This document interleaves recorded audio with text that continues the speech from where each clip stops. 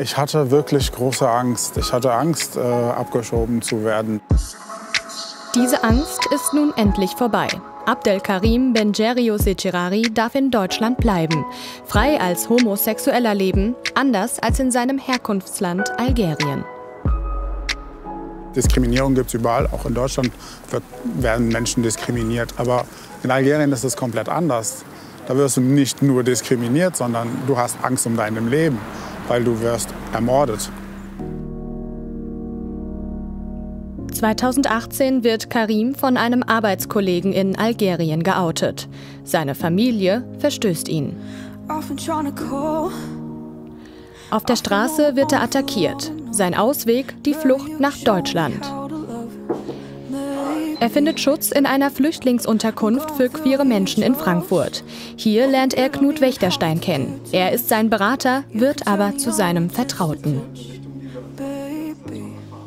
Karim hat hier in Frankfurt total schnell Fuß gefasst. Vor allem hat also auch in der queeren Szene. Also er war jemand, der immer den Kontakt gesucht hat zu einem deutschen Umfeld. Er wollte in der schwulen Szene sein und hat es, also alle Möglichkeiten, die in Frankfurt sich ihm da bieten, hat er auch wahrgenommen. Knut unterstützt ihn bei seinem Asylverfahren. Denn Karim will in Deutschland bleiben. Doch das wird ihm von den Behörden verweigert.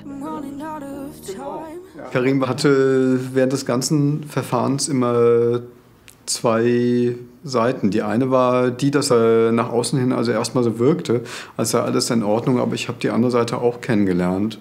Also ich habe Karim kennengelernt, wie er verzweifelt da sitzt und nicht weiß, ob er zu Hause übernachten kann, weil er Angst hat, dass er abgeschoben wird.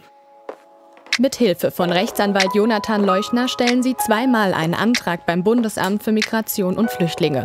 Zweimal wird er abgelehnt. Beide Male klagen sie vor dem Verwaltungsgericht Frankfurt und anschließend in Kassel.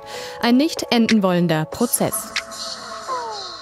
Wir haben die ganze Zeit argumentiert, dass die Ablehnung von der Behörde, vom Bundesamt, hauptsächlich darauf fußte, dass gesagt wurde, der kann doch seine Homosexualität im Stillen leben, der kann doch unterm Radar bleiben. Und das fanden wir von Anfang an schlicht falsch. Vor wenigen Wochen endlich die alles entscheidende Nachricht. Karim darf in Deutschland bleiben. Zum Einlenken bringen die Behörden eine neue Dienstanweisung. Die Dienstanweisung sagt letztlich, dass Antragstellende nicht mehr darauf verwiesen werden können, ihr Leben, ihre Sexualität geheim zu leben. Gerade weil dieser Hinweis bei Karim so zentral war, war die Dienstanweisung natürlich jetzt eine große Hilfe. Für Karim bedeutet das, endlich ein Leben ohne Angst und in Freiheit zu führen. In seiner neuen Heimat, in der er sich ein Leben aufbaut. Der 35-Jährige macht eine Ausbildung zum Elektriker, wohnt seit kurzem in seiner ersten eigenen Wohnung. Und er ist in einer festen Beziehung. Es ist ein sehr, sehr schönes Gefühl. Also ich bin total verliebt. Und diese Gefühle hatte ich vorher gar nicht. Und es ist einfach nur wunderschön. Wir laufen Händchen halten draußen und küssen. Und in Algerien hätte ich das niemals für möglich gehalten. Hier ist es komplett was anderes. Hier ist Normalität.